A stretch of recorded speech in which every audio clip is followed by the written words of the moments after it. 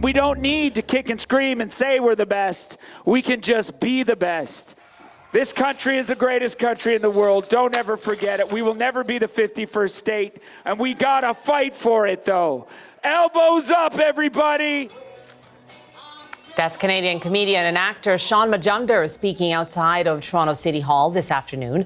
He was one of the speakers at today's Elbows Up rally. It was a chance for Canadians from the Toronto area to show their national pride amidst the trade war and threats by Donald Trump. And we're now joined from Toronto City Hall by Peter Wall, organizer of the Elbows Up rally. Peter, nice to chat with you. Hi, Deanna. Nice to be on. Peter, there's been a lot of attention on these Elbows Up rallies. They seem to be growing in size. Are you surprised by the sheer enthusiasm from Canadians?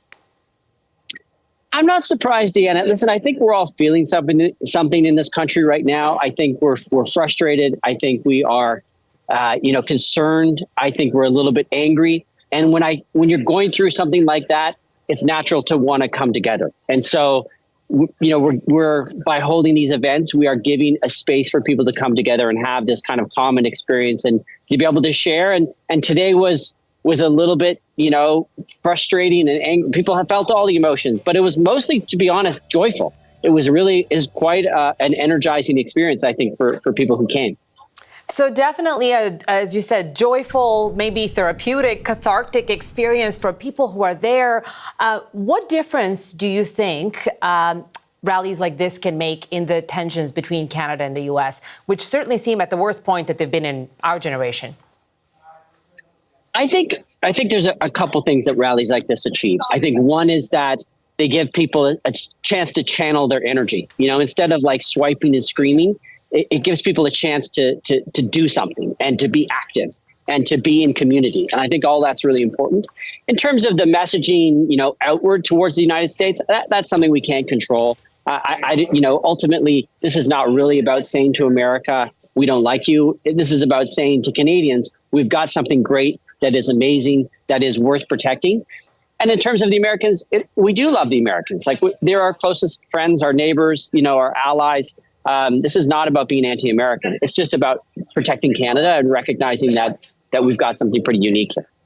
So I want to ask you a little bit more about that, because you said it's not an anti-American movement per se. What do you see, I guess, as the main issues between the two countries, and how does your movement address them beyond, as you said, being very, pro-Canadiana and not being anti-American? Listen, I think that Canada and the United States share a lot. We share a lot of cultural things. We watch we watch American television. We listen to American music. We talk like Americans to a certain extent. But we're also quite different. I think we have some fundamentally different values. Obviously things like universal health care, et cetera. There's just some obvious things that are different. And so I think that Canadians are now standing up and saying, hey, America, great, you're doing your thing, but we want to be able to keep doing our thing because we really love being Canadian. How do you see, it's very much a movement of the moment. How do you see your movement changing if the tensions between U.S. and Canada continue to evolve or worsen, I guess, is the word I'm trying to avoid saying?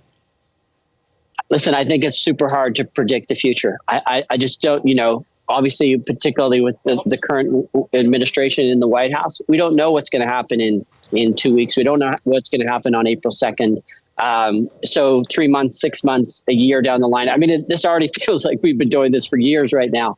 So I don't know what's going to happen in the future, but I know that if Canadians are feeling like they're being threatened or they're being bullied or, there's threats of annexation, Canadians are going to stand up. And that's what we did together here today. And it felt great to do it.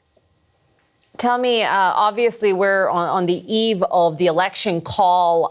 The leaders are already campaigning. Certainly, all the leaders of the major parties really leaning into that sense of patriotism that this moment has produced. What message are you sending? What message do you want to send to leaders as they embark on the election campaign about maybe something that you've gleaned as you talk to people who are attending your rallies across the country? I think one of the great things about these events is that Canadians are feeling more united than we've ever felt before. This is the silver lining in all of this is that it's brought us together with a common meaning and a common purpose, which is to celebrate this amazing country that we have.